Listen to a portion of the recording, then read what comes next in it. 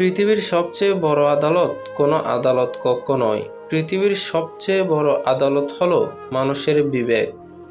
মানুষ হয়তো আইনের চোখ ফাঁকি দিতে পারে, মানুষ হয়তো সমাজের সামনে নিজেকে নির্দোষ প্রমাণ করতে পারে, কিন্তু নিজের বিবেকের সামনে কেউ কখনো মিথ্যা বলতে পারে না।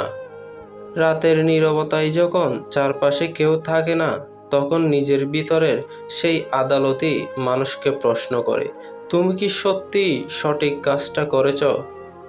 এই আদালতে নেই কোনো বিচারক, নেই কোনো আইনজীবী, তবুও এখানকার রায়ই সবচেয়ে কঠিন। কারণ বিবেক যদি দোষী বলে দেয়, তাহলে হাজার মানুষের প্রশংসাও মনের ভেতরের সেই অপরাধবোধকে মুছে দিতে পারে না। তাই জীবনে এমন কাজ করো যাতে পৃথিবীর কোনো আদালত নয়, নিজের বিবেকের আদালতেই তুমি নির্দোষ থাকো।